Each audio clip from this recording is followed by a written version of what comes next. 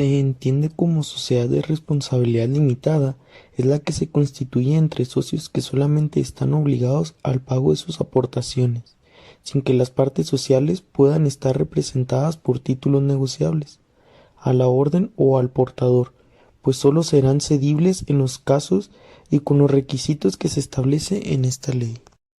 Este tipo de sociedad es la modalidad más adecuada para aquellos negocios en los que se trabaja con el volumen de clientes y proveedores elevado. No se concibe el trabajo o los servicios como un objeto de aportación social. Solo se integra a este grupo aquellos bienes o artículos de carácter patrimonial que pueden recibir una valoración económica. Esta sociedad existirá bajo una denominación o bajo una razón social que se formará con el nombre de uno o más socios. La denominación o la razón social irá inmediatamente seguida de las palabras Sociedad de Responsabilidad Limitada o de su abreviatura SDRL. Cualquiera persona extraña a la sociedad que haga figurar o permita que figure su nombre en la razón social responderá en las operaciones sociales hasta por el monto de la mayor de las aportaciones.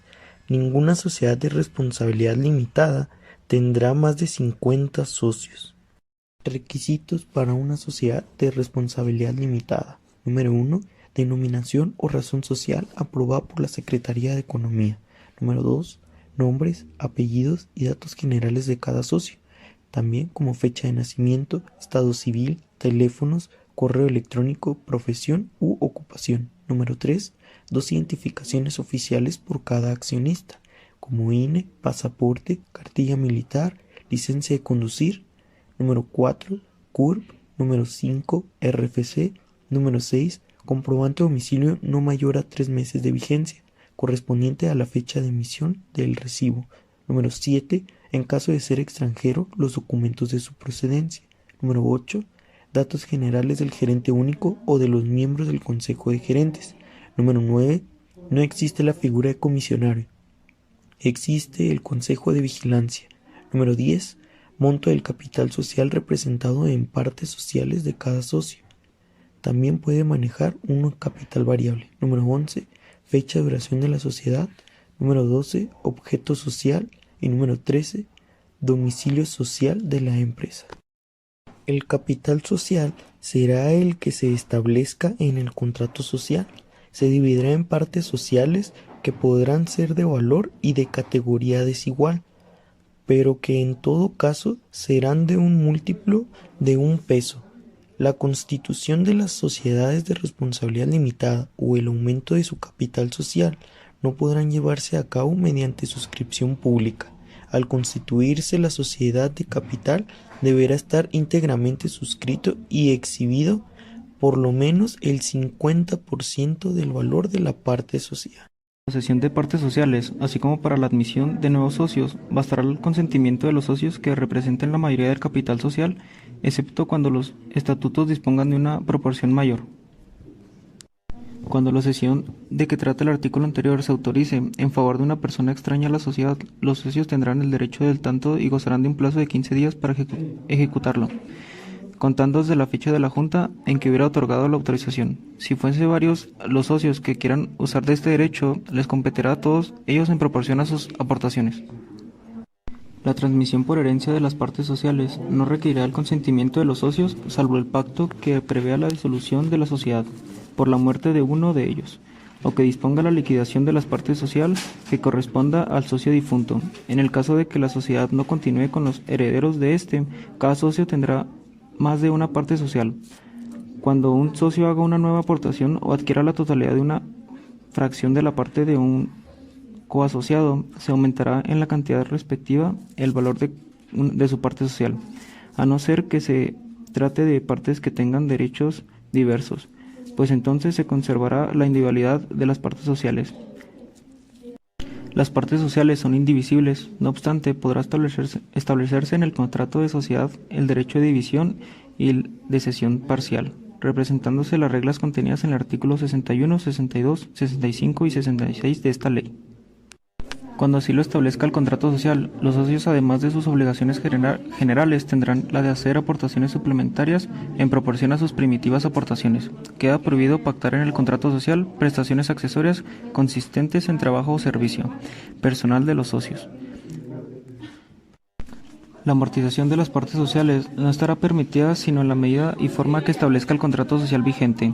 En el momento en que las partes afectadas hayan sido adquiridas por los socios, la amortización se llevará a efecto con las utilidades líquidas de las que conforme a la ley pueda disponerse para el pago de dividendos. En el caso de que el contrato social lo prevenga expresamente, podrán expandirse a favor de los socios cuyas partes sociales se hubieran amortizado, certificados de goce con los derechos que establece el artículo 137 para las acciones de goce.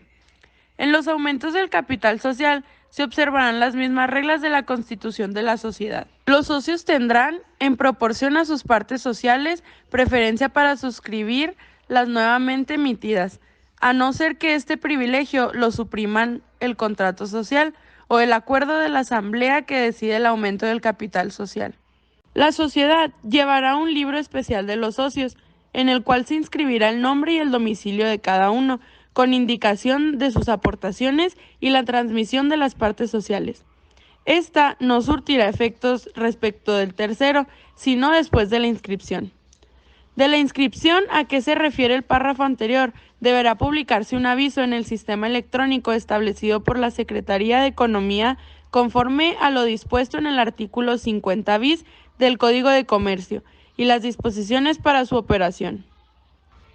Cualquier persona que compruebe un interés legítimo tendrá la facultad de consultar este libro, que estará al cuidado de los administradores, quienes responderán personal y solidariamente de su existencia regular y de la exactitud de sus datos. La administración de las sociedades de responsabilidad limitada estará a cargo de uno o más gerentes, que podrán ser socios o personas extrañas a la sociedad, designados temporalmente o por un tiempo indeterminado. Salvo pacto en contrario, la sociedad tendrá el derecho para revocar en cualquier tiempo a sus administradores. Cuando no aparezca hecha la designación de los gerentes, se observará lo dispuesto en el artículo 40. Las resoluciones de los gerentes se tomarán por mayoría de votos, pero si el contrato social exige que obren conjuntamente, se necesitará la unanimidad a no ser que la mayoría estime que la sociedad corre grave peligro con el retardo, pues entonces podrá dictar la resolución correspondiente. Los administradores que no hayan tenido conocimiento del acto o que hayan votado en contra quedarán libres de responsabilidad.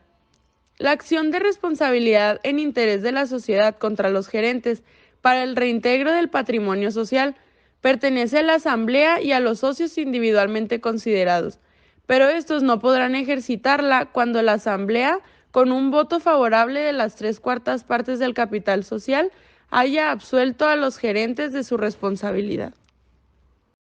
La acción de responsabilidad contra los administradores pertenece también a los acreedores sociales, pero solo podrá ejercitarse por el síndico, después de la declaración de quiebra por la sociedad. Este está compuesto por el órgano máximo del artículo 77, Ley General de Sociedades Mercantiles, como también por la Asamblea de los Socios y por último por las resoluciones. Estas son por mayoría de votos, a no ser que se exija una mayoría elevada. Asamblea. La Asamblea de los Socios es el órgano supremo de la sociedad. Sus resoluciones se tomarán por mayoría de votos de los socios que representen, por lo menos la mitad del capital social, a no ser que el contrato social exija una mayoría más elevada. Salvo estipulación en contrario, si esta cifra no se obtiene en la primera reunión, los socios serán convocados por segunda vez, tomándose las decisiones por mayoría de votos, cualquiera que sea la porción del capital representado. Facultades de la Asamblea. Las asambleas tendrán las facultades siguientes. Número 1. Discutir, aprobar, modificar o reprobar el balance general correspondiente al ejercicio social clausurado y de tomar con estos motivos las medidas que juzguen estas oportunas. Número 2. Proceder al reparto de utilidades. Número 3. Nombrar y remover a los gerentes. Número 4. Designar, en su caso, el Consejo de Vigilancia. Número 5. Resolver sobre la división y amortización de las partes sociales. Número 6. Exigir en su caso las aportaciones suplementarias y las prestaciones accesorias. Número 7. Intentar contra los órganos sociales o contra los socios las acciones que correspondan para exigirles daños y perjuicios. Número 8. Modificar el contrato social. Número 9. Consentir en las sesiones de partes sociales y en la admisión de nuevos socios. Número 10. Decidir sobre los aumentos y reducciones del capital social. Número 11. Decidir sobre la disolución de la sociedad. Y por último, número 12. Las demás que les correspondan conforme a la ley o al contrato social. Todo socio tendrá derecho a participar en las decisiones de las asambleas, gozando de un voto por cada 1,000 pesos de su aportación o el múltiplo de esta cantidad que se hubiese determinado, salvo a lo que el contrato social establezca sobre partes sociales privilegiadas. Las asambleas se reunirán en el domicilio social por lo menos una vez al año en la época fijada en el contrato. Asambleas ordinarias.